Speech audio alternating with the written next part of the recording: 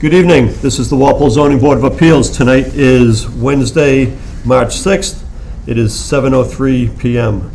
The first case we have is case number 24-2 for 8 Pilots Way, special permit under section 12(3)C of the Walpole zoning bylaws for modification of a pre-existing non-conforming one-family dwelling that exceeds the impervious surface requirements for a residential use within the Water Resource Overlay Protection District. So, is the applicant here? For the record, my name is Scott Henderson of Henderson Consulting. I'm the representative, project civil engineer. The applicant is behind me. The homeowners, Anthony and Allison Mora, live at 8 Pilots Way. As was stated, this is an application for lot coverage exceeding that which is allowed by right in the Water Resources Protection Overlay District, Area 1. The site now is located on the north side of Pilots Way. It's a single-family house lot, presently the site of a single-family home, driveway, infrastructure improvements typical to that type of lot. The applicant is proposing to construct 2 small additions to the existing house, a 2-story addition including a garage on the left side of the existing structure, and a 1-story extension off the back. Also associated with that is a reconfiguration of the driveway to now connect to the what's the proposed addition on the left and what will be that garage on that left side. All of the proposed improvements in terms of the structure comply with underlying zoning, with the exception of impervious lot coverage. That's the only thing that we're exceeding. And again, that's because we're inside that Area 1 of that Water Resources District. The charge when you're exceeding that lot coverage, and you've seen applications like this before, including a few from me, is that area in excess of what's allowed, that you manage that stormwater. So by right, you could improve the site with 3,000 square feet of impervious area. We're proposing about 3,950, so about 950 square feet, exceeding that limit. To mitigate for that, we're proposing 2 roof dry well systems that capture runoff from the roof. That roof totals 1,866 square feet, so we're mitigating area in excess of what's required, that 900. So say we're capturing double what we need to. And typically, you would, at a minimum, produce roof infiltration of at least 1 inch of runoff from that area. We have at least 1.6 inches captured, contained, and infiltrated into the ground below.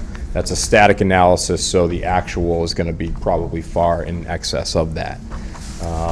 We submitted these plans, this application, a stormwater model, and an operation and maintenance plan for those systems to the town and to the town engineer. I believe Carl Balduff produced a review that he had no comments.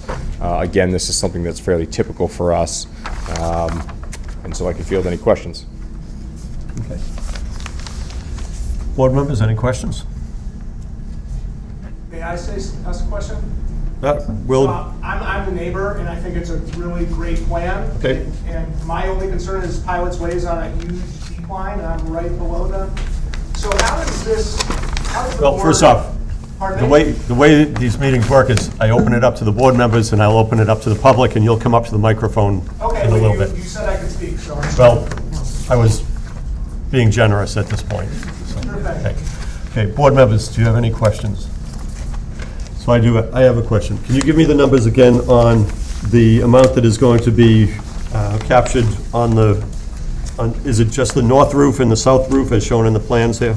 So the entirety of the roof that's hatched here, so I don't know if you think you have color plans here, but there's red hatching. So it's the entire addition on the left, the existing main house, and the proposed addition on the back.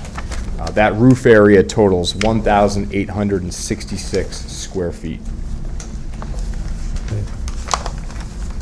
And what you're trying to compensate for to get to the 15% is about 953. Okay. So what you're showing here in this plan is that you're taking double what I need to. Double what you would offset. Typically, you're doubling the offset. Correct. Okay. I just want factor, yeah. I just wanted to make sure we had those numbers because that becomes important. Yep. Judy? I just had a question. I went by there this afternoon, and the property behind this address. I don't remember the Captiva, I think is the road. Yeah. Okay, and looking at this lot, the backyard has a very steep grade. I thought it looked like a retaining wall to the property that might be Flanagan or Killian, because the lot seems to split this property. Do you have any idea if there's any, did you take into consideration any of the runoff. downfall, the runoff from that backyard property to this? So we don't. So in this case, when you're looking at roof runoff, we're able to isolate only the rainfall on that area. That runoff is clean, doesn't have any debris in it, won't impact the dry well's performance. And that's what I'd view as an existing condition where right now, that site is above us. Yes. And naturally, any of that runoff flows downhill in this direction. We're not changing any of that hydrology. So none of that runoff is going to go in any different direction. There's no increase or decrease in volume or rate of runoff from that site. So we're strictly looking at the house here, and that's an easy place for us to grab some stormwater and put more into the ground to provide an improvement. So by the time you look at the front left corner of the site here, when you have runoff moving this way, we've captured everything here, and you have less in that front corner now. So that's sort of like the charge that we're looking for. Don't cause a problem, and when you can improve, that's what. Could I ask the applicant, have you had any issues with drainage issues, water issues based on the backyard coming onto your property? No, we have a finished basement, we've never had any flooding in it. Okay, thank you. Go ahead, Drew. Your drawing's not stamped, and it says something about elevation shown hereon, refer to the town of Walpole vertical datum. Does that, oh, I apologize, okay, I did see the stamp. So the vertical data from the town of Walpole, is that the elevations, or did you actually go out and, This was done by a field survey, so Toomey Okay. Land Surveying out of Walpole did an actual on-the-ground field survey. The datum note just states that the elevations, the numbers that are listed, what is that in reference to? Okay. So not to get into it, but there's a lot of different vertical datums. They're sort of chosen from sea level or from, whatnot. Every town has their own, so that just allows other engineers and surveyors to look at this plan and know where things are in space. okay, But it is an on-the-ground field survey, not from GIS. This is dead accurate. good. No, Okay, on the, in the backyard, we see it looks like concrete paver patio. Yeah. Is that impervious, or how is that being classified? That's counted as impervious now in both the existing and proposed conditions, so that's factored in. So, and we're not doing any work behind the house, they're leaving the backyard as is. So that is pervious or impervious? Impervious. Impervious, okay. Okay.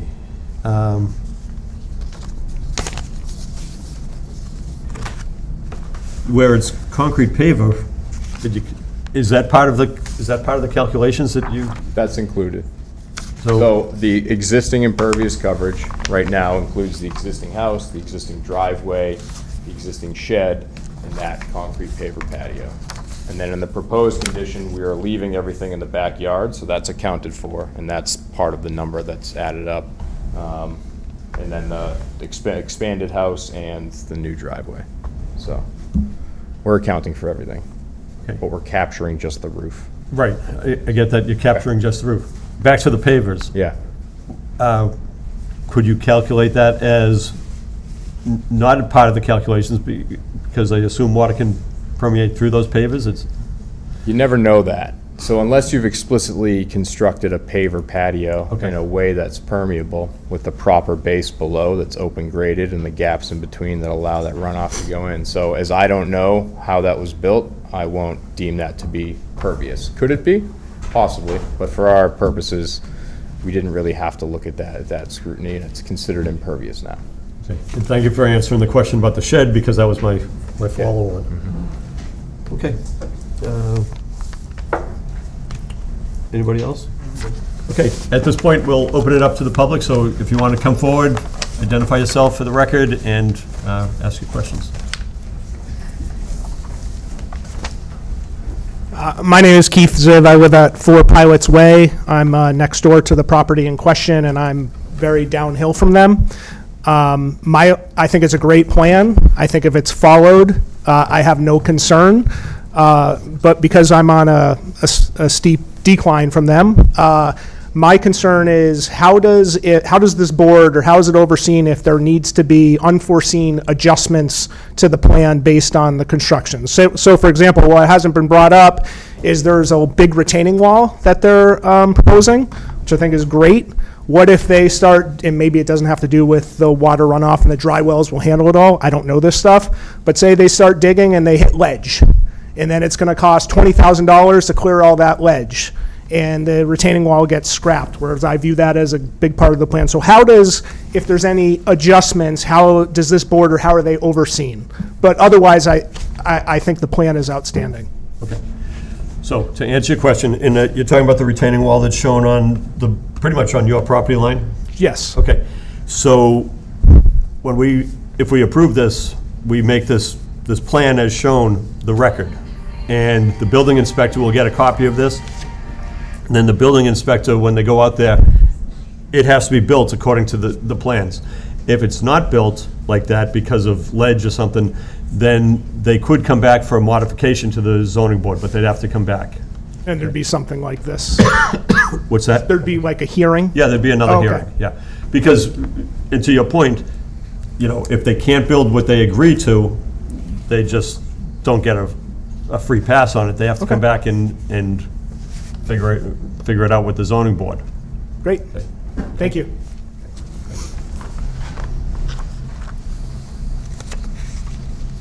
Anybody else? Questions or comments on this? Okay. No other neighbors, right? What's that? Any other neighbors have comments? Okay. We've got some letters from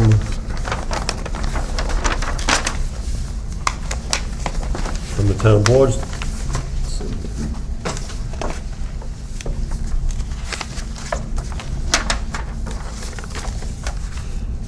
We have a letter from the town engineer, Carl Baldoff, who said the proposed addition is within the Area 1 Water Resource Protection Overlay District. We have verified that this proposed roof infiltration system is sized to mitigate the increase in impervious area above 3,000 square feet. The plan also shows through thorough details required to perform the construction required to achieve this. We suggest the following conditions. 1, engineering department should be notified by the installer prior to installation for permitting and inspection, and the as-built should be shown, the installed system. So we could make those 2 conditions if we so decide. The Board of Health has no comments. The property is on town sewer, and the fire department has no comments at this time. Anybody have any other comments from town boards or anything?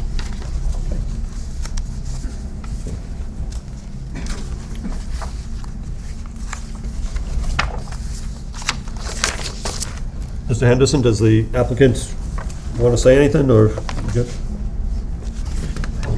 Okay. Okay. Everybody all set? Okay. Any discussion on this? Straightforward? Okay. So, at this time, do you want to close the hearing? Request a closure of the hearing. Okay, at the request, last chance for anybody to say anything on this? Okay. At the request of the applicant, could I have a motion to close the hearing for 8 Pilots Way, the special permit? So moved. Second. Moved by Judy, second by Drew. Any further discussion? Okay, all of those in favor, this is just to close the hearing. All those in favor of closing the hearing, please say aye. Aye. Opposed, abstained, so carried. Okay, voting on this will be the 5 members that we have here tonight.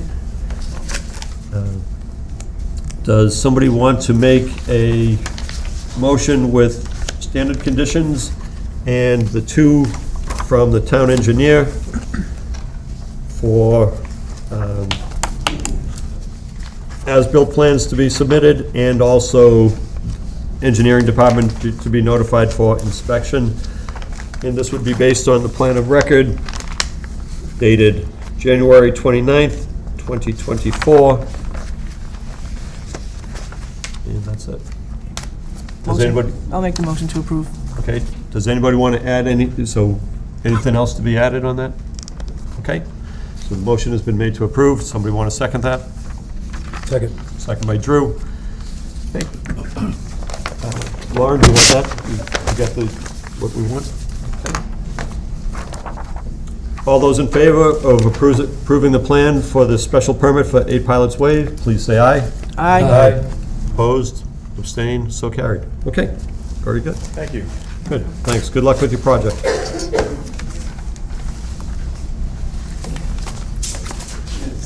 Okay. Next, we have Wall Street Development Corp. for 9 and 5 Pinnacle Drive. This is for a comprehensive permit pursuant to Mass General Laws 40B, Section 20 through 23, as amended to allow construction of 28 home ownership, non-age restricted condominium townhouses. So this was continued from January 3rd. Mr. Petrosi, good evening. Mr. Chairman, thank you. I see that we only have 4 members instead of 5. That is correct.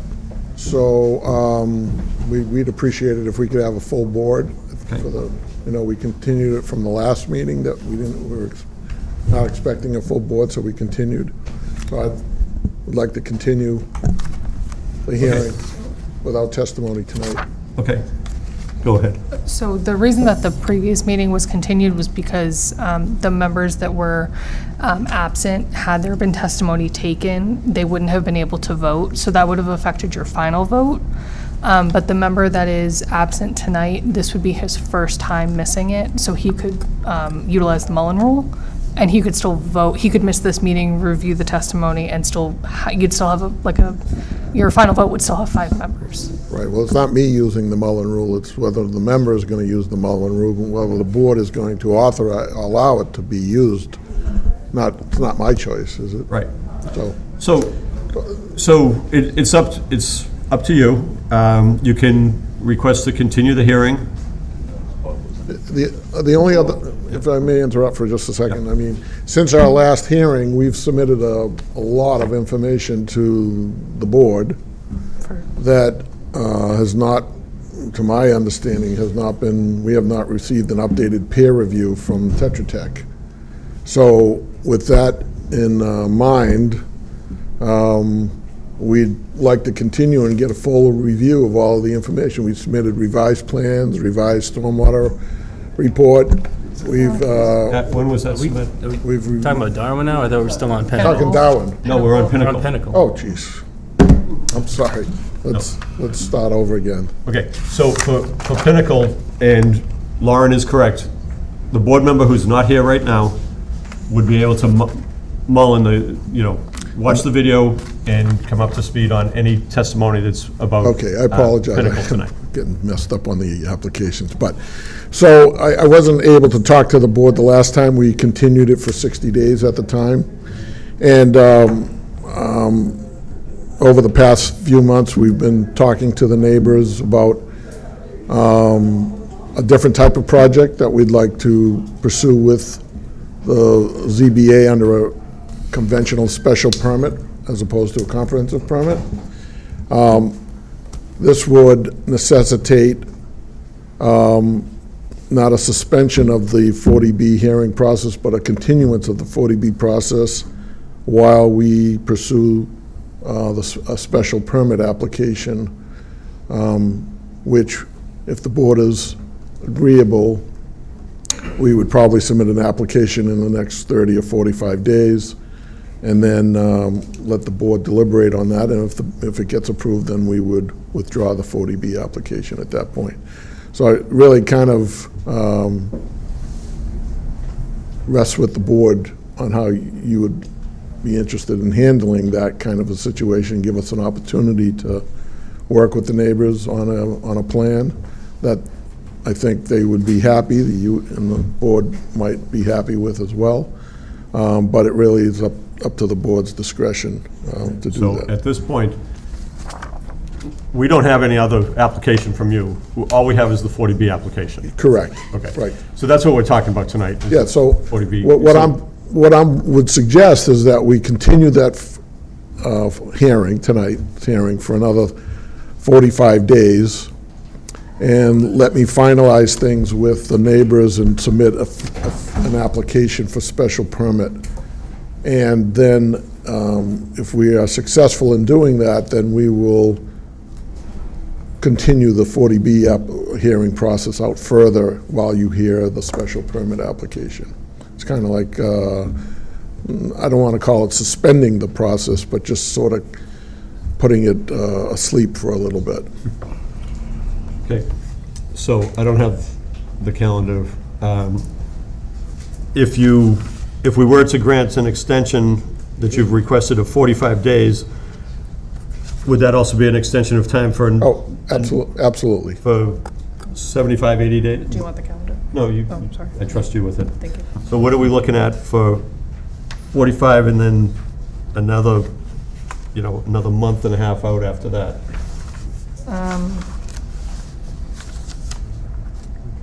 Would that be like the? Late April, second. Oh, no, I was thinking like the end of June, if you said. Oh, I thought I was here just the next meeting. Because you need a 45. Because I believe I believe the extension of time we currently have is till April 30th. Does that sound? I don't remember the Yeah. dates, but 26. you can, Yeah, I would have, if we're gonna extend it, I would have I to would- reflect the 45 days, so if we want to do it for 45 days beyond April 30th. I would do, yeah. So, I mean, we can stipulate and we can follow up with a letter tomorrow. yeah, that would If probably be that's- best. I would do the extension of time to June 30th. June 30th. Just to be safe. Yeah. Okay, June 30th, extension of time, and continue the hearing until, The second April meeting is April 22nd. so we can vote on that tonight, and then you can provide a letter to that effect. Yes, Okay, thank I you. mean, the vote is what matters. Okay, so you don't have anything for us for Pinnacle tonight? No? Okay, so, If you remember, just refresh your memory, when we left when we first had that discussion, the only remaining item would be for me to pay the peer review fee, and then you'd start reviewing the application as it's presently filed. But we're sort of holding off on that, so Right. we review this. right, so, Yeah. so nothing. you don't have any new information for Nothing, Pinnacle? no. Okay. Wait, John, I'm sorry. Right now it's Pinnacle. Are we talking about Pinnacle or Darwin? Pinnacle. Pinnacle. Back to Walpole. Pinnacle or? We're Pinnacle, we're on Pinnacle. We're always on Pinnacle? Yeah. All right. I messed Okay, up. all right. I messed up, Sorry. yeah. Thank you. 'Cause No, I read Pinnacle, and Yeah, I messed up. I was thinking Pinnacle. all right, because Patrick was confused, and then he eliminated his confusion, but I was still confused, but now I've eliminated my confusion. 'Cause- Everybody clear that we're talking about Pinnacle? East Walpole, Pinnacle. Yes. Okay, so, does somebody want to make the motion to continue this case until April 22nd and and an extension of time until June 30th, both at the request of the applicant? So moved. Okay, moved by Mark. Second. Okay, second by Tim. Any further discussion on this? And do people, if you're here for Pinnacle, do you understand that we're just continuing this? We didn't take any testimony tonight? Okay. We don't have a regularly scheduled meeting for April 22nd, right? That was the. Alternative? Yeah. Alternative date. So this application, we're going to fill on an alternative date, is that? I'd rather, yeah, actually. To a regular date. Did you? When we file the application for special permit, then you can set your own hearing Well, schedule. we're making a motion to have another hearing for this application Oh, for specifically this one, okay. on an alternative date that we don't have a normally scheduled meeting at. We do May Thank you 1st. for catching that. What? So May May 1st would be the 1st. regular May 1st is date. our, thank you for catching that. I'm amenable to that, whatever date you folks can regularly meet. Do you want to withdraw your withdraw. motion? Yep. Okay, do you want to withdraw your Yes. second? Okay. So, at the request of the applicant, does somebody want to make a motion to continue this case until May 1st, 7 PM here at Town Hall, with an extension of time until June 30th, 2024? So moved. Okay, moved by Drew, Second. second by Tim. Thank you for catching that. Any further discussion? You good with that? Yep. Okay. All those in favor, please say aye. Aye. Opposed, abstained, so carried. Okay, so. Thank you. Pinnacle will be continued and extension of time on that. Okay, the next case we have is case number 22-10, again, Wall Street Development Corporation, with respect to property located at Darwin Lane for a comprehensive permit pursuant to Mass General Laws 40B for construction of 28 home ownership, non-age restricted condominium townhouses in 6 buildings on approximately 3.44 acres. And this was continued from January 3rd, 2024. Okay. Mr. Petrosi. Okay, now we're on to Darwin. Thank you, sorry. So as I was mentioning, since we last met in January, the last meeting was continued because the board wasn't going to have enough members present. Does that still hold true tonight, that they have one member? Was it Bob? We have a member that wouldn't have been able to vote because it was their second this meeting. So, the only, No, sorry, this is Bob's first. For Darwin. Correct. if that member is willing to do the Mullen Rule, then we can at least have a discussion tonight. But, since our last meeting, we've submitted quite a bit of information to the board, revised plans, revised stormwater management, impact analysis on the water, and some other information about recreation space. But I don't believe that Tetra Tech has provided a peer review on any of that information. So I prefer to go forward with a review from Tetra Tech before we start talking about all the information. So, one of the things with this project, the big thing that we're running into is the impervious coverage. And the question is, how do you, how can you solve the impervious coverage? Peer review has, in the past, raised concerns about this. And I guess at this point in town council, correct me if, unless we get a revised plan that's going to show a change in impervious coverage, what are we talking about here? Well, Mr. Chairman, we believe we're in compliance with the regulations, both state and local. So we're not about to change anything if we're in compliance. If you are familiar with your own regulations, your regulations call out specific criteria for us to comply with. And we believe that we've complied with those criteria. One of those criteria happens to be having a stormwater management system that does not, that infiltrates and recharges to the groundwater, which we've presented and submitted. We haven't had a final review of that from your peer reviewer. And so that system is in compliance with the state and local regulations, then we are entitled to the impervious surface that we've proposed. So to ask us to go back and revise something that we believe we are in compliance with without having any formal reasons why we're not in compliance, then I think that would probably not be a good idea for us. But I think if we submitted a document, statement of compliance for Section 12 of your Water Resource Protection Overlay District, and we've presented all of the information that is required under that section. And we've also submitted a legal opinion from our attorneys that state that we're in compliance, if those items are met, that we're in compliance. So if somebody wants to tell us where we're not in compliance and not give us an opinion of why they think we're not in compliance, that's a different story, but the facts are the facts. I mean, we either presented a stormwater management system that is in compliance with the state and local regulations, or we didn't. And if we didn't, tell us where we didn't. That's all I'm asking. Okay.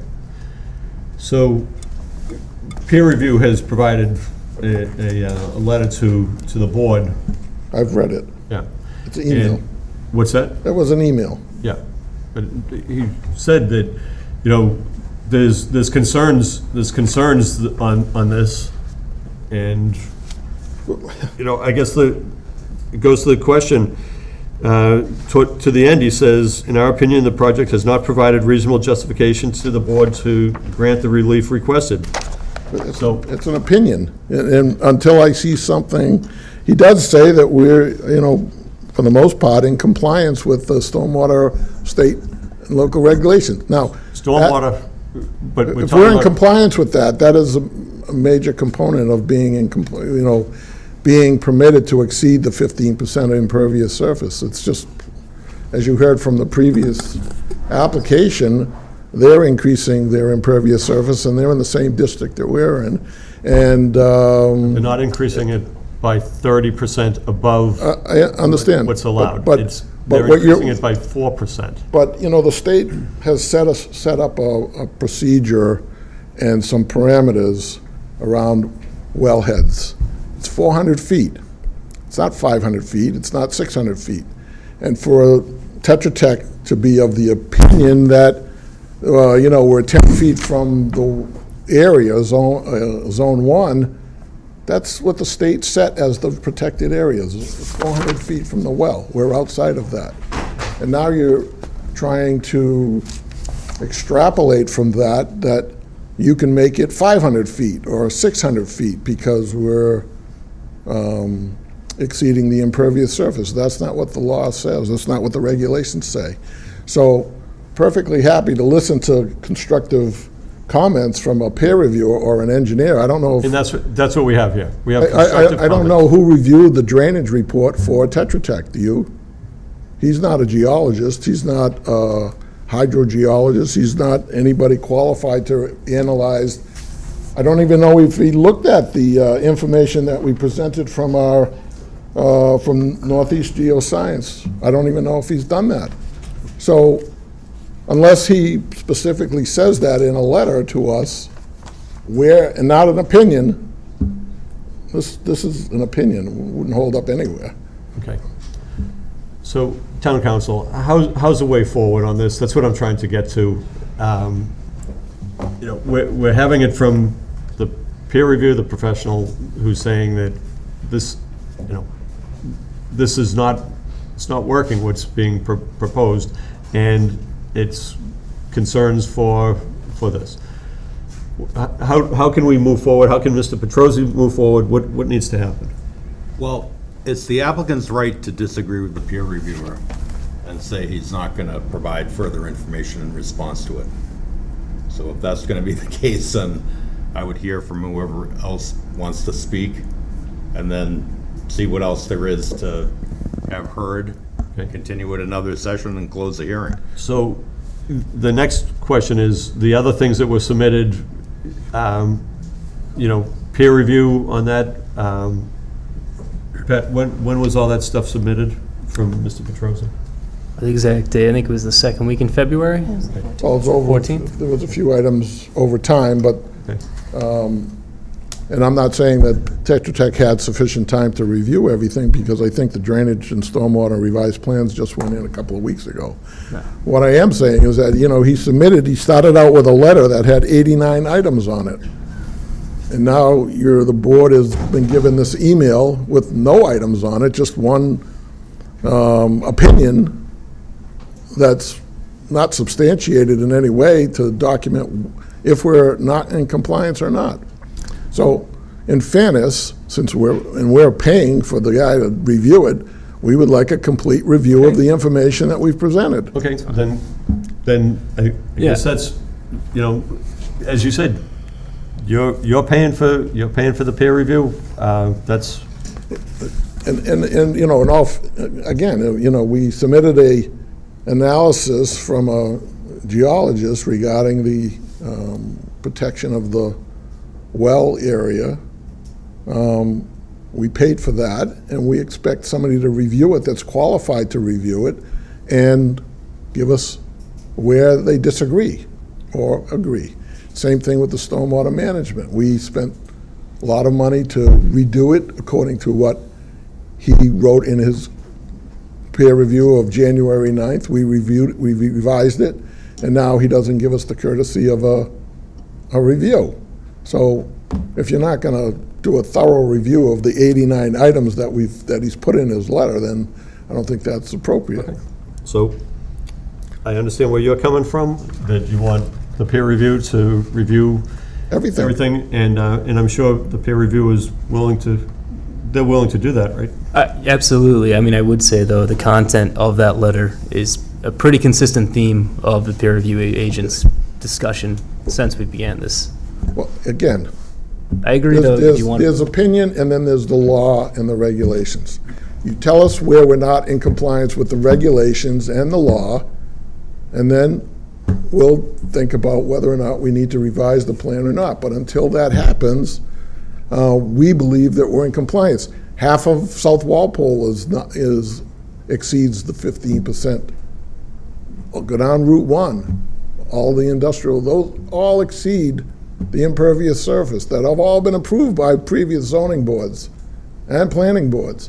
So, you know, again, you cannot just say we're going to increase the wellhead beyond the 400 feet. But also to the point when you talk about wellhead, those don't abut the wellhead. I can show you the town of Westwood, where all their wells are in Westwood Station, 100% developed with impervious surface. The whole development is. You could take a ride down Westwood Station, you'll see it. And I'm sure there are other locations that are developed the same way, with the same kind of precautions or elements that we're proposing. And there's no problems with those areas. So I don't want to say that that peer review is fabricating a problem. You're anticipating a problem, but you have no evidence that we're going to cause a problem. So put some conditions in there to prevent or to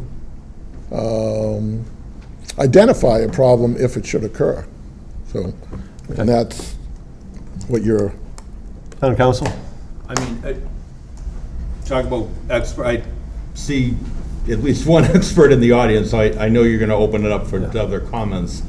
And the board will have the right to take those comments into account as well when deliberating on a decision on this. So I just wanna remind the board, you're not just bound by the applicant or the peer reviewer, you're also free to judge the opinions that come in through third-party interested parties that present that to you. It's sounding to me like you're getting close to being able to close the hearing, because I'm hearing from Mr. Petrozzi, thinks there's no further information for him to provide.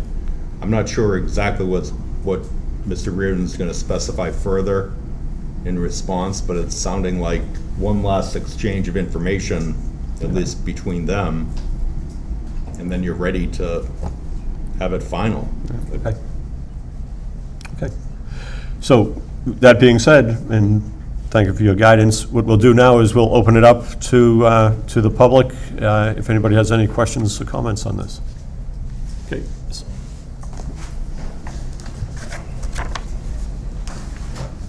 Hi, good evening, Mr. Chair and members of the board. I'm Dennis Murphy from Hill Law for the abutters.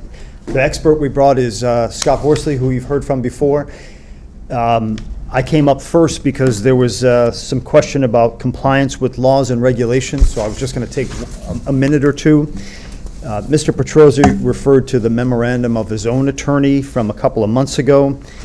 If you look at that, it's from January 4th. The fourth page, paragraph 14, this letter was written before anything was submitted about Section 12 of the Water Resource Protection Overlay District. It says it's his understanding that information will demonstrate the project's in compliance. You don't have a legal letter in front of you saying the project complies. The other thing I just wanted to say is, unlike the first project today, this is fallow land. It has 0% impervious coverage. He wants to go above 45%, which is actually 3 times the 15% max. That's 300% more than is allowed. So in the regulations, there are 3 different ones, and let me explain very briefly. There's state drinking water regulations, and Scott will talk about these. They're cited. He's going to give you a letter, so you don't have to, write down all the notes and everything's in there.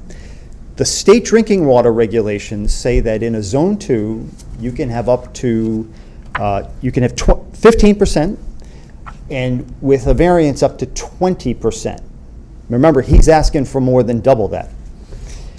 Your own zoning bylaw, which codifies those regulations locally, says you have to do certain analysis to show entitlement to get above 15%.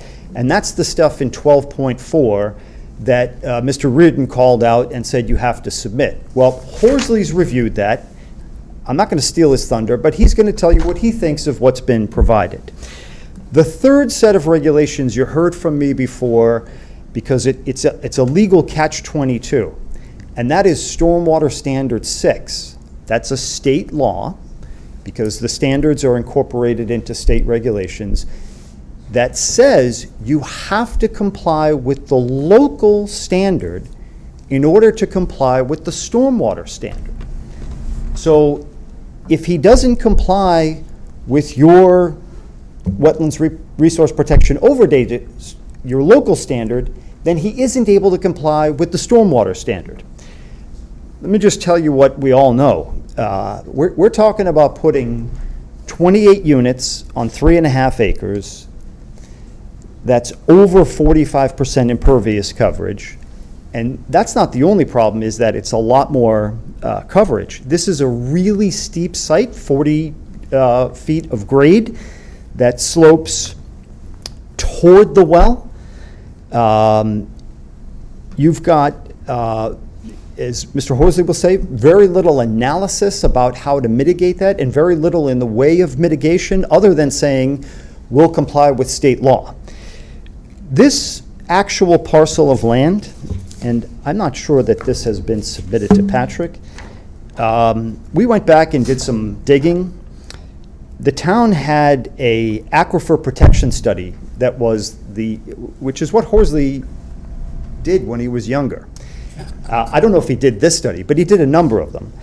And this one was done in September of 1983 by IEP for the whole town. And actually, it's over 30 pages. But priority number 1 in their recommendation is to acquire land for aquifer protection. And the number 1 thing, and I'm quoting, is the parcel north of well number 5. That's exactly the site we're talking about. Thanks. I will submit tomorrow by email the entire document. The other thing that I've told you that I think you know from the minutes I submitted of the Water and Sewer Commissioners, as recently as 2019, the town tried to acquire this parcel, and I think it offered $150,000. That wasn't going to get it done. The person who is the owner actually now chairs the Water and Sewer Commissioners. So in my view, your own town water resource consultant for 40 years, and as recently as just 4 years ago, your own Water and Sewer Commission have said this parcel should be town-owned land to protect the aquifer. It's not the right place to do 3 times the maximum density for a housing development. That's enough for now. You really want to hear for Scott, because what Scott has done at my request is review everything that was submitted by the applicant that Mr. Reardon asked for under your section 12.4 of the Water Resource Protection Overlay District, and evaluate whether that material shows that the water quality will not be degraded. And he's got the science, so that's what you can hang your hat on. Thank you very much.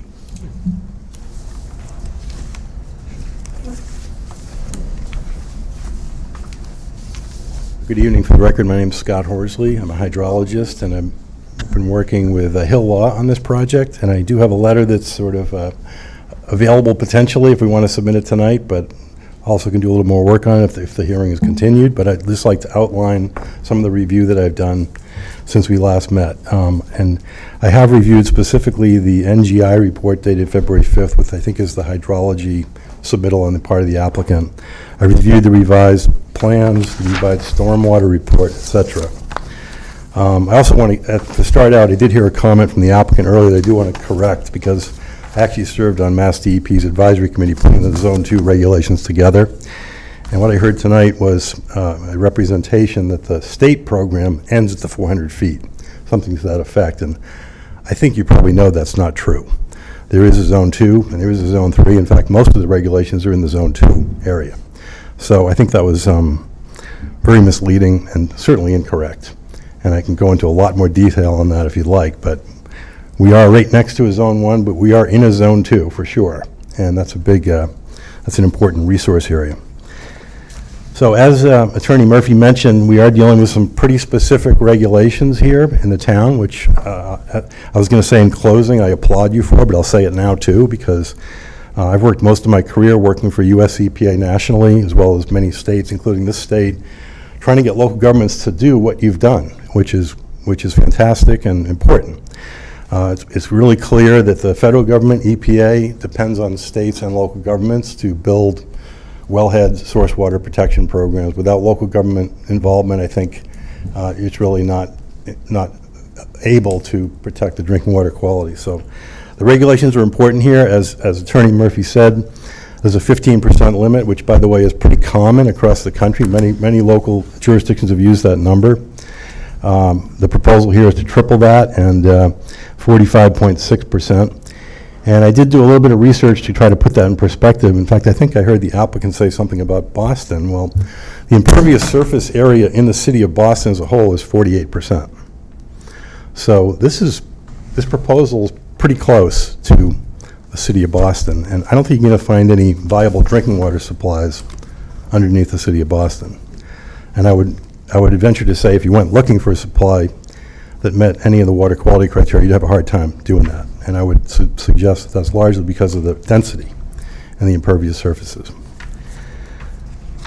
The proposed, when I read the NGI letter, they talk about, it's actually a good letter, I think, in summarizing the project and summarizing the hydrology and going through some of the compliance with the state stormwater standards. And I do think there is some compliance with the state water standards, but my focus is on the local regulation. And the most important one is the last provision, which requires the applicant to demonstrate, prove, if you will, and certify that there won't be any degradation of the water supply. And the only thing that I see in the NGL letter is a statement to that effect. I don't see any calculations, no modeling, no analysis to support that one-liner, if you will. So it's I don't know how many pages the report is offhand, but 7. 7, thank you, Mr. Chairman. But I believe it's really just that one sentence that's relevant to what I would argue is probably the most important provision in your regulations, and that is to reach the conclusion that there won't be degradation here. Because I think there's a lot of burden of proof here, and I'll touch on some of that, why I think it's such a big burden. The Massachusetts standards, and again, I did serve on the Massachusetts Stormwater Advisory Committee that developed these stormwater standards as well, focuses on total suspended solids, or TSS. Those are particulates. Those are things you can see in the water. And when we talked about water quality 20 years ago, developing these regulations, we realized at that point that that's really the best we could do at that point, was to focus on the particulates, and the idea would be other people further on would get to the more other chemicals and compounds in stormwater. It's fair to say there's virtually any contaminant you can think of in drinking water is in stormwater. There's herbicides, there's metals, there's hydrocarbons, there's nutrients, there's pathogens, and there's plenty of documentation of this. And it's pretty those pollutants I'm mentioning are pretty common in all what I call urban stormwater. Urban means off a parking lot, road, etc. So I think if you went looking for this in some of the more dense areas, for example in Boston, you'd find those compounds pretty regularly. So the compliance that's in the NGI letter talks about the fact that there is a storm scepter unit and a infiltration systems. Storm scepter unit is a fairly low-performing device designed to remove some particulates, not to remove any of the other contaminants. There's been reviews of that technology, and what they essentially say is it's reasonably good at removing some of the sediments, but was never intended to remove these other pollutants that I'm talking about tonight. And an infiltration system is what it says. Infiltration system is to infiltrate it into the groundwater. Artificial recharge is a way to get the stormwater and arguably the pollutants into the groundwater pretty efficiently. So the infiltration system itself is really not a treatment device either. It's really a means of getting. So there's really nothing that's been provided in this most recent design to try to remove some of the pollutants that perhaps could be removed. I did a little thinking about that, and I'm not working for the applicant to design something, but I can tell you it would be extremely expensive to design something to remove the pollutants with the development of this density, 45%. We can go there at some point if we want to, but I think it would be a pretty challenging task to get there. As I mentioned in my earlier letter, I think there's two factors to consider here in terms of threat. One is density and one is distance. These are commonly used in the groundwater protection business. This high density, this is 3 times your standard. Distance, 500 feet. Now the applicant might feel once you've run 400 feet, you're all set. That's clearly not the case. 500 feet is very close to the well. It has a fast travel time. The reasons that's important is because the ability of the soils to attenuate pollutants is quite low at that distance. So those two factors, high density and close distance, are big drivers in my advice as to how you might decide any given project, whether or not it's more or less of a threat. This location and the density I would view as high threat. I have that in my last letter. I listed in my prior letter, and I have it again here, examples of some of the pollutants that occur in a dissolved manner, meaning not particulate. They're actually dissolved in the water, and therefore would not be removed by this storm scepter or by the infiltration system. And just to go through some of them, and these are all things that have been documented by recognized national studies in stormwater, getting into groundwater through infiltration systems. I referenced in my last letter on Long Island. There's been an extensive study, because they've used recharge on Long Island for a long time to try to manage the stormwater, and they found they've had some problems with water quality. Some of the things they found there are benzene, methylene chloride, toluene, phenols, chloroform, nitrophenol. I put all these in the last letter, and this comes directly from the study from Long Island. There's also some recent evidence, and it's out in San Francisco, and I will provide the report, that we now are finding PFAS in stormwater runoff, especially in new construction sites, because PFAS is in a lot of construction materials. And as I'm sure you're aware, we have a lot of water supplies that have been closed down in Massachusetts or are requiring very high treatment because of PFAS, and the fact that the federal government and the state government are lowering the standards because we're realizing how serious of a health threat these compounds are. So again, just to kind of reiterate what I said before, there's a lot of pollutants in stormwater. If we increase the density, we then increase the load, meaning the total kilograms, if you will, of pollutants going in there. And that, again, raises the threat to the drinking water supply. So the only potential way to deal with that is to raise the treatment significantly, which, again, we haven't seen here. I would say that the two missing things in the NGI letter are really no meaningful analysis or modeling of the impact, which I think is what's required in the regulation, the way I read it. And secondly, no enhanced treatment beyond the minimal state program, which is the infiltration and the storm scepter. So those are the two things I think that are really missing in the applicant's attempt to satisfy the local regulations.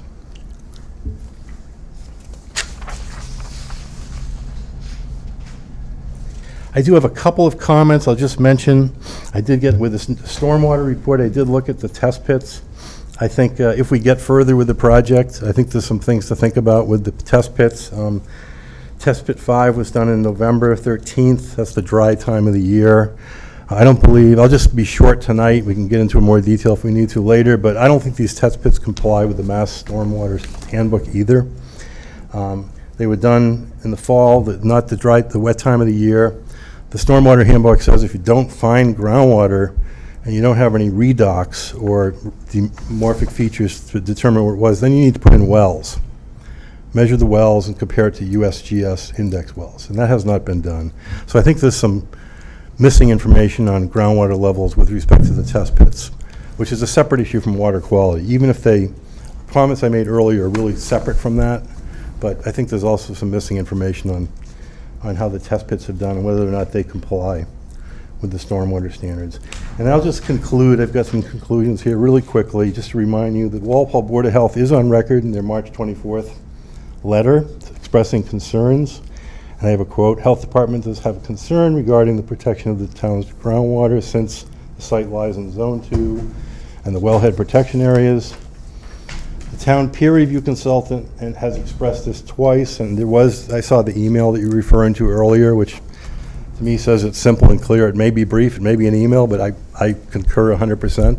Essentially what I think that says is they haven't met the standard. They haven't provided any information which would suggest that this standard of no degradation has been met. And I think that's the most important thing in your regulations. Mass DEP has submitted a letter dated October 17th, which is supportive of what the town is doing, and they specifically mention my prior letter, as well as Tetra Tech's letter. So I think there's some record here that suggests Mass DEP is supportive of what we're doing, which frankly doesn't surprise me because, as I said, I've served on a number of their advisory boards. I work as a consultant to them. I think we're talking the same language. And then in closing, I'll just repeat, I really do applaud the town for having this regulation. But much like some of my friends say, it's one thing to join a health club, it's another one to go. So you got a great regulation, and I think it's important that you enforce it. And this case here, 3 times, 500 feet from the wellhead, no enhanced treatment, no analysis. I can't imagine how you'd approve this. But I'll stop there and see if you have any questions. Thank you. Okay. So the letter that you were just reading, would you submit that to the board?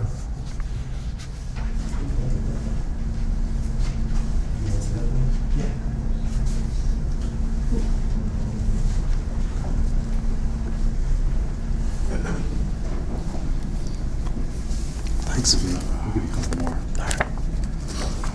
And what we're going to do is we'll put this on the website for comments.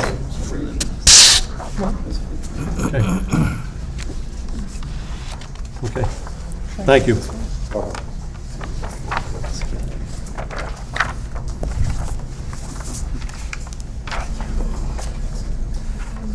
Okay. And one of the takeaways I took from that is about the no degradation it has not been shown that there would be no degradation. So, okay. Anybody else want to comment? Any neighbors or anybody else? Sure.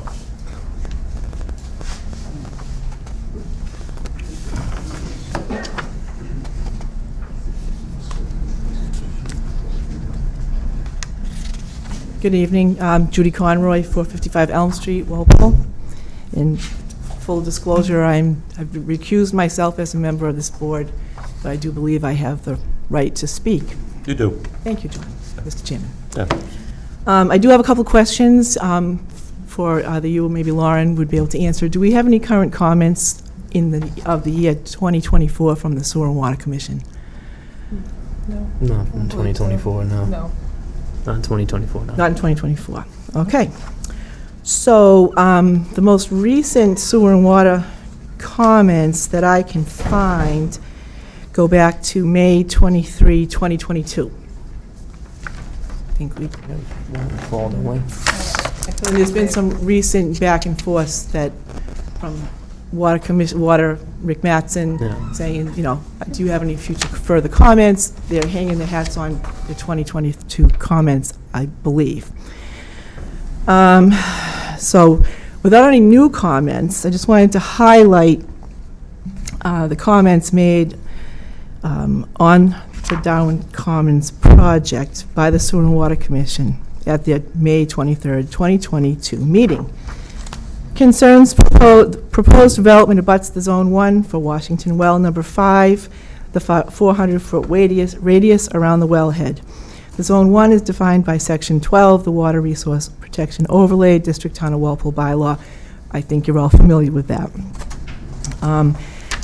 The Commission feels that it is imperative that if this project is approved, that before any construction starts, that a strong fence be constructed on the Zone 1 boundary to prevent any intentional or inadvertent breach of the Zone 1, and that this fence remain in place once the project is complete, so that any future residents do not extend their use of the property into the Zone 1.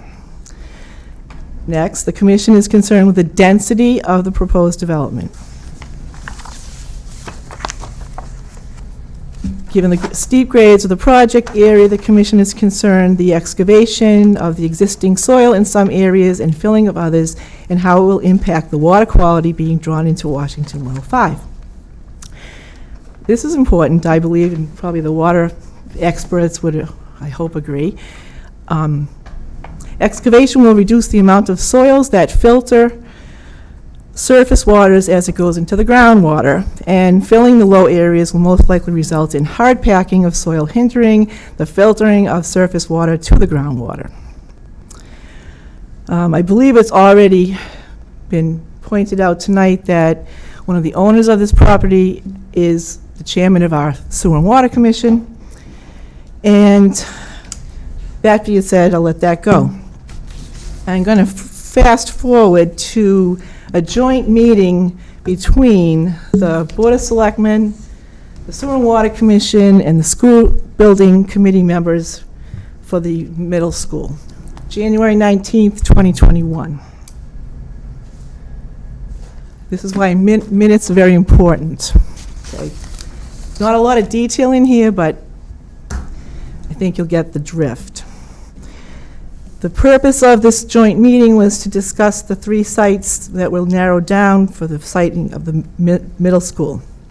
The Johnson School middle site, renovation to the Bird Middle School, and the construction of a new school. Okay. Just keep in mind that the Robbins Road Johnson Middle School site was approximately 1,200 feet from the 400-foot radius around the wellhead at Johnson Middle School.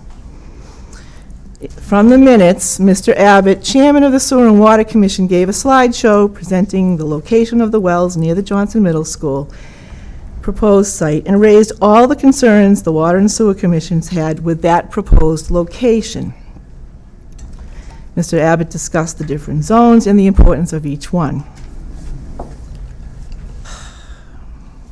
Mr. Abbott also speaks of what a concern to the Water Department and the Commission is of the possible impact to the town's water supply, the contamination potential, and having a large impervious surface that close to the well. Again, 1,200 feet from the 400-foot wellhead radius. The other commissioners, Mr. Hassenegger, Mr. Splain, and Mr. Maffey, all spoke of the same concerns. Mr. Mattson, our water department had also shared those concerns. On a motion made by Mr. Maffey and seconded by Mr. Splain, voting the Water, Sewer, and Commissions opposing to site the middle school on Robbins Road in close proximity to the wells. The motion passed 4-0-0 to oppose the siting of a middle school 1,200 feet from the 400-foot wellhead radius. That's the end of that little spot. In the absence of current comments from our sewer and water commissioners, I've heard time and time again that the ZBA can act as the board of all boards during the 40B process. So I'm going to ask this board to act as sewer and water commissioners and oppose this project in its entirety, because this is not 1,200 feet from a 400-foot radius. This is right at the 400-foot radius, and the density alone should speak volumes. And I'll close with, as a resident of Walpole, I'm very concerned with our water, and there is no such thing as a little contamination. Thank you.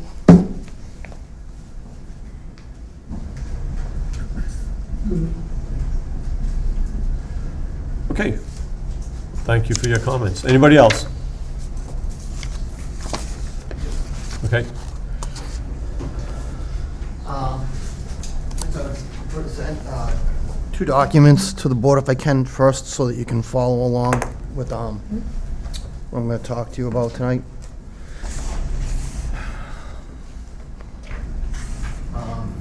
The last time I was at a meeting here regarding this is going to be the end of my presentation. This is pictures, so I want you to be able to reference what I'm talking about. So I brought these for all of you. At the last meeting I was at, one of the big concerns that was addressed was how they fill this property, how they bring the dirt in, where the dirt comes from, and how they go about the process of filling this property. I had said to somebody at some point in time, I wish somebody would go down and take pictures and look at how they propose possibly coming in the back way to do this, whether or not they come in from Common Street and go down Darwin Lane, or they come in through the woods. And I was horrified by the thought process of them coming in through the woods. Myself, so I took it upon myself to go down and take these pictures. So if you look at the pictures and you go through them, the very first picture you look at is two power line towers. That's coming in off of Washington Street and entering the property. If you were going to come in through the back to bring dirt into this property, the first thing you would do is you would drive down this 100-foot section of land right here, and you would have to drive in between these two towers. I know the pictures aren't perfect. I don't have the money to bring you Polaroid perfect pictures, but if you look to the right of the farther tower, you can see at the lower level of that picture, you can see right there, water is visible. If you go to the second picture I provide to you, what I did was, I parked my vehicle. My vehicle is a Jeep Wrangler. It's a small size SUV, right next to that second tower. And I took a picture out the window. And again, if you can see, right from the window at that road, visible water supply. I then parked my vehicle next to, going into the woods right there. The third picture demonstrates, right there at the entrance to the woods, there's two buildings, two wells that the town uses to bring water up for the town. And so I took a picture of my vehicle to demonstrate for you the scale of a Jeep Wrangler on that road. Imagine multiple 10-wheelers or multiple 18-wheelers hauling dirt down a road. Okay. Can I stop just for 1 second? Sure. Is there a proposal to access the site through the power lines? So that was something that I remember they discussed at the last meeting, was how the dirt was going to get in there. So here's where procedurally we're running into an issue. You're talking about something off the site, and really what we're talking about is what's going to be taking place on the site. I understand that. So how do you get the dirt filled in to fill the property? How do you truck the dirt in? That's something that the applicant has to propose, but I don't believe it's that the applicant has proposed coming across somebody else's property. But you know what, I'm going to ask the applicant right now. Mr. Pretorzi, do you plan on accessing the property through the power lines? So that was a suggestion that was made by the peer reviewer, but since that time, we've recalculated the amount of cuts and fills on the property, and if you've read the latest information that we submitted, that was part of the information, there is no required filling of the site, so there won't be any trucking of material required. So it's a balanced site? It's a balanced site, and everything will be accessed through Darwin Lane. It was the peer review who made the suggestion. Strictly up to the board's discretion and the town whether or not they wanted to allow that use, but it's only to the benefit of the board. I don't even see how the board could allow use across somebody else's property. It's the town's land, so. Is that town land, or is Yeah, it? it's all town land, yeah. Okay. So, in any case, we're not proposing it, we haven't proposed it, it was just a suggestion by the peer reviewer. We said, fine, if you want to do it, but that was under the assumption that we would need to truck in 4,600 cubic yards of material, but after the recalculation for other materials that's on site that's going to be excavated, there is no additional material required. Okay, now with that piece of That information. cuts short the first half of my presentation. Okay. We'll move on to my closing.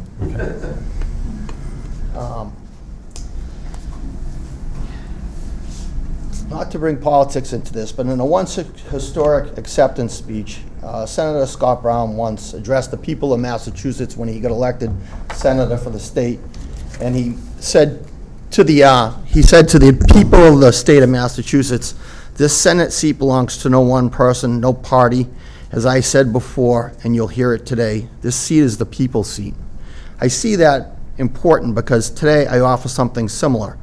Today in the town hall in the town of Walpole, the zoning committee meets not as a tool of a builder or a pathway for a developer.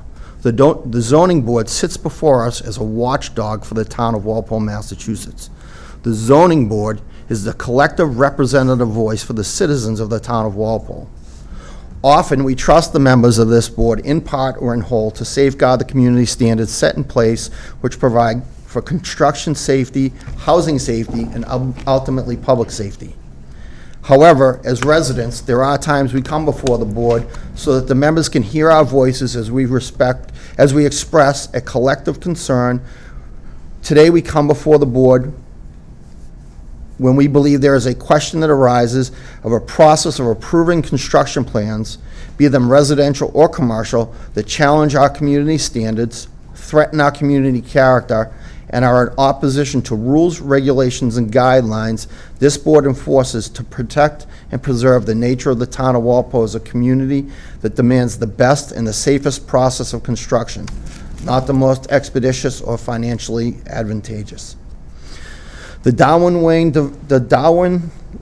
development is one such example in which we, the residents and citizens of the town of Walpole, come before the board with a request that he evaluate the construction proposal that runs in opposition to and directly threatens the water supply for our town. Through the course of many appearances before the board, we, the citizens, have asked the board to consider that this development plan has requested exemptions from normal order, and we ask these exemptions not be granted. We have demonstrated that the development plan has fallen short in matters of effectively addressing public safety access. We have asked the board to consider this because the safety of residents of the town should be paramount concern of the board members, and they should supersede any other concern addressed by the board.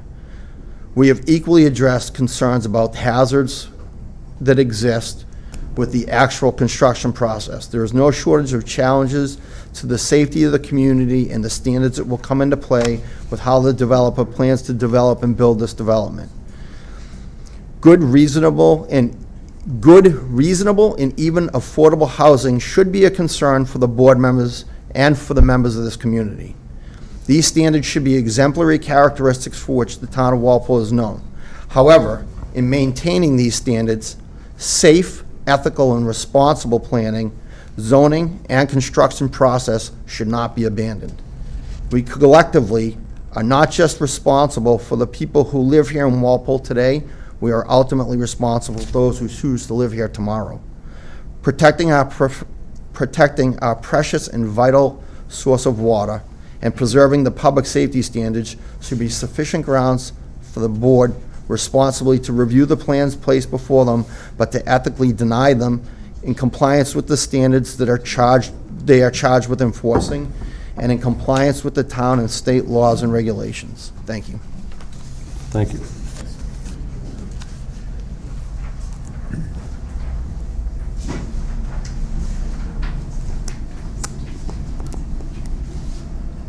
Hello, board members. My name is Brian Canavan. I live at 1288 Washington Street, which directly abuts this parcel.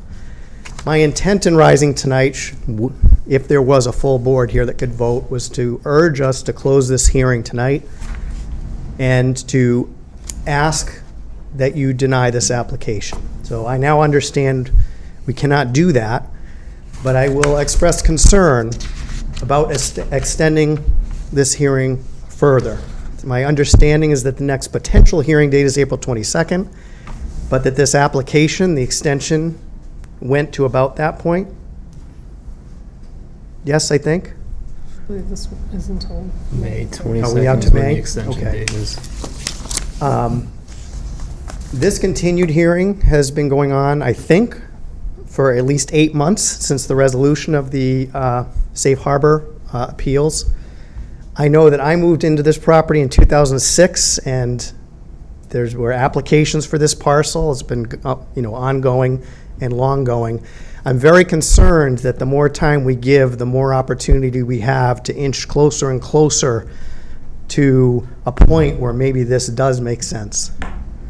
So I ask that, and I know that's not a serious consideration. I see the, No, that's actually the job of a zoning board, yep. to get it to a point where it does Understood. make sense. Understood. But we've been at this a very long time, and I think we are getting to a point, particularly given the speaker tonight on the groundwater situation, that we're not going to get to that point. So I will likely rise at the next meeting, but I appreciate your help in bringing this to closure. Thank you. Thank you. Okay. Anybody else? Comments from the board? Okay. So I think at this point, we'd have to consider, you want to have the peer review done on the materials you submitted? Yes, I would like to have the peer review letter updated. There's 84 items on the letter. I would like to know which items have been resolved and which items have not been resolved, and if someone is reviewing the information, who is reviewing it and what the determination is regarding their review. This is, making a comment in an email, in an opinion, expressing an opinion is not going to cut it. So let me ask Patrick. Patrick, do you know what we're looking at for how long it will take Sean Reardon from Tetra Tech to get a peer review for the materials submitted? I know he said a few weeks already to review, and he couldn't comply, couldn't get a letter done in this time frame, but I think March 18th is possible. I know that's right around the corner. If not April 3rd, but I know that's a busy night for the board as well. I want it done right. I want it completed, so should we go with April 3rd? Yeah, we could. So, there's, we have Neponset Village and Gilmore's on that night as well, so, and Stone. What? Stone Street, so. Yeah. No, that's, April 3rd. What about the week, what about 2 weeks after that is? That's the April 22nd. Okay, that's the Fox meeting. Okay. Well, why don't we go for April 3rd, you said? Yes. Mr. Petrosi, does that work for you? Sure. Okay. Extension of time, what do we have for an extension of time? We have until May 22nd. I don't know if you want to still extend it, but. Mr. Chairman, under those, April 3rd, we think that's, we're gonna have a peer review letter substantially before that time, or, I mean, it's a month away, so you've already had it for 3 weeks. I would say, yeah, just because. Yes, but I well, mean, March 18th would probably, without Sean Radin being here right now, might be That's close. tight. So April 3rd, I think, is realistic. It should get that before April 3rd. I understand, but I don't want to show up at the meeting on April 3rd and just be handed the letter 4 hours before the meeting. Okay. It's not fair to us.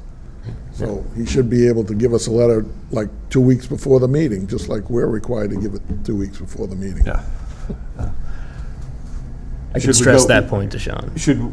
Or we should look at going, to another meeting. No, I think it's realistic that the letter should be done long before April 3rd, just because the applicant, He's already reviewed it. yeah, I mean, Sean Radin, the peer review, has already reviewed it, just has not basically formalized his review letter. So I think April 3rd is doable, and getting that letter to Mr. Petrosi 2 weeks beforehand is probably also doable. I'll hold you to it, Pat. All right. Okay. I'm good with the date of April 3rd then. Okay, so in a continuation of time until, do you want to go for, I was going to say another month, June 22nd, but, So let me ask you a I mean, depending on what happens on April 3rd, I mean, if you close the hearing that night, you don't really need an extension because you have till May something to file your decision. So you don't really need an extension of time tonight. But if April 3rd, if we're not still in agreement and you want to close the meeting, then you can write your decision by May 20-something. And if we're going to continue, then we'll extend further. But you have plenty of time. There's no obligation for you to close the hearing on April 3rd. no, I'm not. You have until May To tell you the truth, if we get the information, we'll see where we're at on April 3rd. And We can do a project with 15% impervious. It's not going to be anything that anybody likes, so we'll handle it. you can do a project with 15% impervious? Yeah, be a nice 5-story building. Okay, so, do you want, we agree on April 3rd Yeah. for a continuation. What about a continuation of time until, Well, as I just said, we don't really need to make that decision tonight, because you have until the end of May right now. May 22nd? Yeah, so you have a month and a half still. Okay. I would still I would still probably get request the one. extension. What's that? I would still get the extension just to. How about an extension of time until May 30th? Okay, sure. That's the close of public hearing. Yes. Okay. Unless there's any other comments from the public, any board members, does somebody want to make a motion to continue this case until April 3rd at 7 PM here at Town Hall, and a continuation of time until May 30th, 2024? So moved. Moved by Drew. Second by Mark. Any further discussion on continuing? All those in favor, please say aye. Aye. Opposed, abstained, so carried. Great, thanks a lot, appreciate it. That's England's project, right? Okay. Next thing we have on our agenda is some minutes.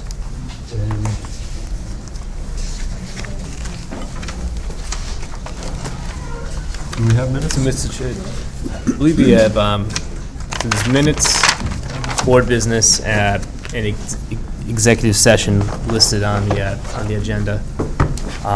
Did you send out the minutes of the 22nd? It took me a very long time. Oh, So it took me a very long time. that's right, that was the 3-minute meeting. Do you want my copy? No, I don't, because, okay. Does anybody have any questions on the minutes of February 26, 2024? Self-destruct. Does somebody want to make a motion to approve those minutes? So moved. Moved by Judy, Second. second by Tim. All those in favor of approving the minutes of February 26, 2024, please say aye. Aye. Opposed, abstained, so carried. Okay. At this time, what we're going to do is, we're going to go into executive session. Mr. Chair, we did a board business with 55 Summer Street. Oh, okay, yeah, what is, So, If you remember, I think this took place almost a year ago. The board had signed a regulatory and monitoring agreement. Yeah. I don't know. I don't know if Mark needs to step down or, Well, he wouldn't be able to sign, obviously, he's a direct abutter. I don't think, from a discussion standpoint, I think it's just more or less paperwork, procedural. So this is essentially the regulatory monitoring agreement for the rental portion of the property. I'd prefer if you step down, if you just recuse yourself for this. Okay. Thank you. If the board remembers, the regulatory monitoring agreement was signed about last year for the ownership side, for the Omni Group. That is all no longer the nature of the project. The project is now fully rental. So part of the comprehensive permit process and for the issuance of a building permit, it requires a acknowledged regulatory and monitoring use agreement. My memo kind of covers it briefly, but essentially this has been reviewed by town council, and the way it's worded and the way it's structured is it's an acknowledgement, not necessarily an agreement. So from the zoning board standpoint, you can't change anything or add anything. You just have to basically acknowledge that you've received it. It's also imperative for signing it and acknowledging it in order to count those affordable units. So. Okay. And do we vote on it, or how do we handle that, or what is the action? Good idea to vote on it. I would vote on it. Amy told you I'd vote on it. Yeah. Move to approve, what is it, acknowledgement? Yeah, the regulatory and use agreement. So the acknowledgement of the Move regulatory. to sign the Have a copy? acknowledgement, right? Yep. Yeah. No, I must have it in my file. Did she give you an original, or did I sign it? It's not an original, it's the copy, but I mean, they need to sign it with a notary as well. Lauren is a notary. Oh, Might be that one stuck all the way Spring underneath. action and get my stamp. You want to get your stamp? Yeah, go get it. I think that's at the bottom. So what did you say? I have them sign it. Okay. Thank you. Okay, here it is. And I did review this. One of the things, Patrick, on this, Yeah. I didn't do, so talk about these affordable units remaining affordable in perpetuity, or is there a time on that? So that is what, not to kind of paraphrase, but essentially the agreement does reference back to the comprehensive permit. So what was required within the comprehensive permit for those units is also incorporated into this regulatory monitoring use agreement. So it may not say it outright, but it defers to the comprehensive permit requirements, which are in perpetuity.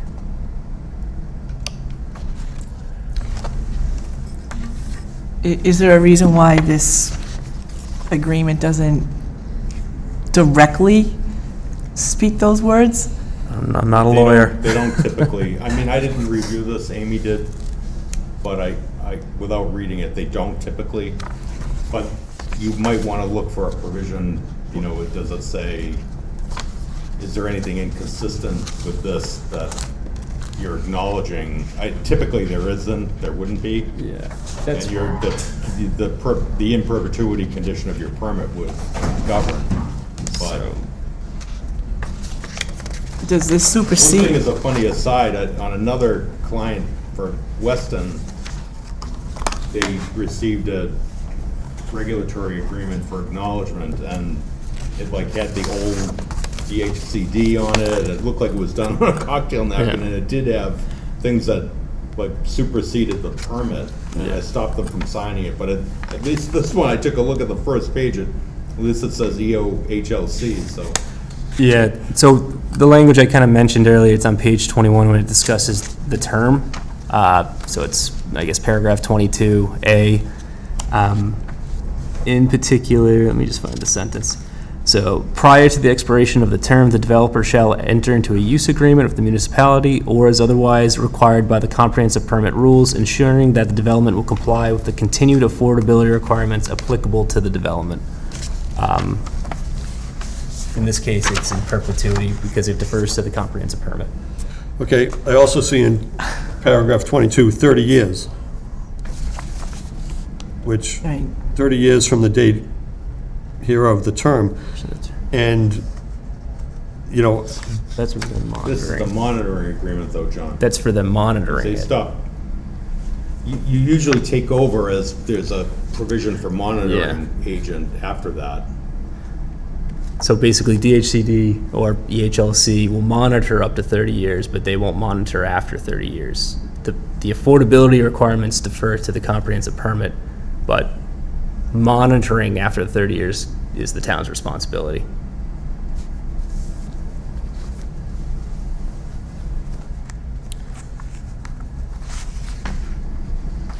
Some towns will go into these things called shared housing service organizations. And this is kind of off topic, but essentially monitoring of an affordability complex almost becomes its own separate job to keep track of these 40B developments over the years. So that's sometimes, it's almost like an outsourced option a town can go into, but that doesn't apply to anything in Walpole at the moment.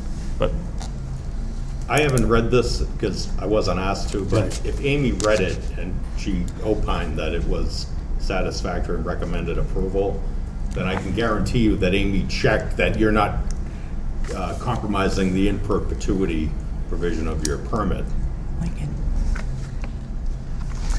I was not comfortable with this page 21, term 22 at all. It references, you know, like John said, the 30 years, and there's it's language for that's... monitoring, though. Okay, so find me where it says it's going to be in perpetuity. Somewhere in here. Where does it link? I need a link, because I don't see a link anywhere. Even if we have to add a link, somebody legally put a link in there, I don't want to lose it. I mean, it's the sentence I read earlier. Prior to the expiration of the term, which is that 30-year monitoring a term, the developer shall enter into a use agreement with the municipality or is otherwise required by the comprehensive permit rules, ensuring that the developer will comply with the continued affordability requirements applicable to the development. So essentially, after 30 years, DHCD will no longer monitor, but the development will need to get into a use agreement with the town for the town to basically pick up that monitoring. Only with regard to monitoring. Yeah. The permit holder is still bound to the. They're still bound by the comprehensive permit.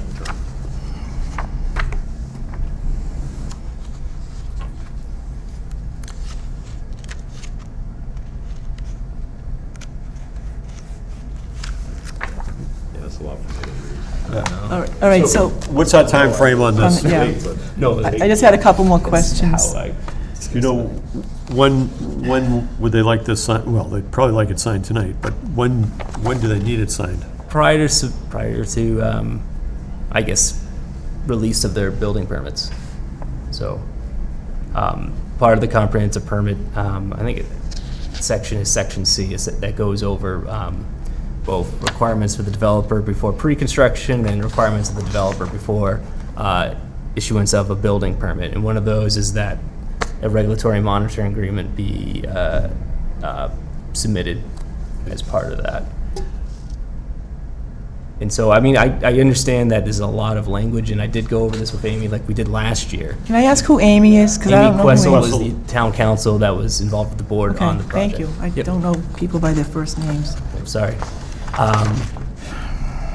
And so it's this similar, I think it was last January, where essentially we can't change anything with a regulatory That would have been agreement. a regulatory agreement, right? Or- That was for the ownership side, which is no longer applicable, which, Well, I don't really like the idea of somebody gives me something and says, sign this, you can't change anything on it. So what I'd like to do is just get this section 22 cleared up, and I want to know, because, Pat, it says term here, okay? And to me, the term is not... term for the monitoring. No, but this whole thing says regulatory and use agreement.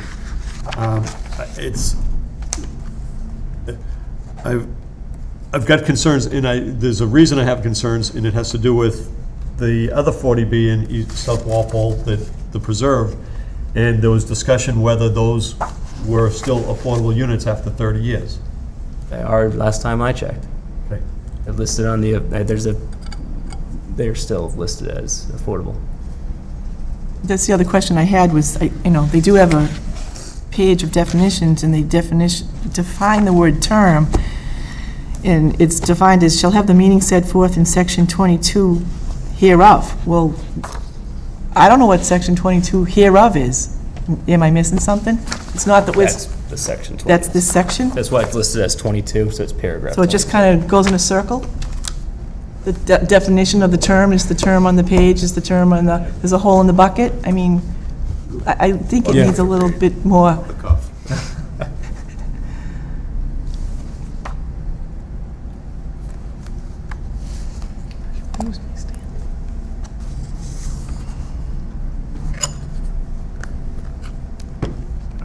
If this term is explicit to this agreement, just someone say that. If it's going to attach to the term of the affordability length of time being in perpetuity, let's attach that. Can we? Is it, or is Can't it, change is it anything with supposed to be Or you could- assumed? I don't like to assume things. Who gave it to you? Who presented it? So it was submitted by Fairfield, which is the owner of the property. I sent it to Amy Questle for review, and Right. Well, And I do not have, I have time, but we'll be here till 10 o'clock Oh, if so you do want we me have to time read it, to but I- wait? So I'm not prepared to answer your questions on it. The only question I can answer is, it's the, right, and I totally get your questions, because I had one they tried to jam it down another board's throat. At least it was better, this one's better looking at least than that one was, but I understand your questions, but they're really gonna have to be answered in writing okay. from Amy Questle or me. I'll have to read it too. So, Patrick, You want me to? let's kick this back to Amy. I just don't feel that we're doing the right thing if we sign something without understanding, and it's all coming down the Yeah. And is this just monitoring, or is this talking about the use agreement? And to me, Yeah, because I just said, I assumed it was the monitoring agreement, but then I just saw regulatory agreement at the top of the page. I mean, I'm 99.9% certain. Amy looked at it, she gave it the good seal of approval. Your questions are reasonable, and I had the same questions on a lesser agreement presented for another town. I think you need your questions answered in writing so that they make sense to you. Here's what it is, here's what it applies to, here's why the perpetuity applies. I think it makes sense unless there is some, I mean, you're not prepared to sign it anyway, so if there's a deadline, there's a deadline. okay. So Patrick, will you send that request to Amy? yeah. What we're doing is we're looking out for the interest of the town and making sure that we get what the people think they're getting. So, okay. Do you have other questions that you want raised? Or just, No, I think if someone else, if George can take a look at it, then, well, it'll be Amy Questle, Okay. who's worked on this project. But that's the one thing, that's the only thing I wanted clarified was the 30 years, because it should be in perpetuity. I mean, it's not like, it's like a plan. If it's on the plan, you do it. If you say you're gonna do it and say, yeah, it's not on the plan, but we'll do it, it's gotta be on the plan. Okay. Okay.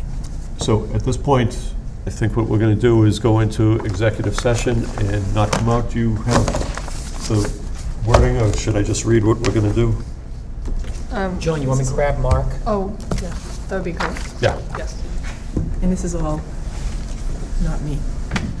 Yeah, this is, Is that okay, right? you know what, once we go into executive session, that would give you a good chance to step.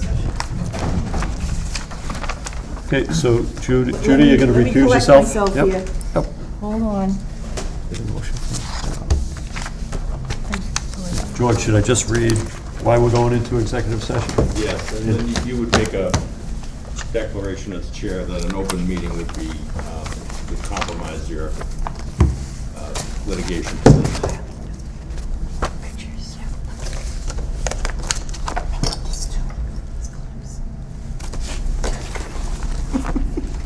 I'm going. And then it's a roll call vote. Okay. Okay, so at this time, I'm going to make a motion to go into executive session and not return to open public hearing this evening.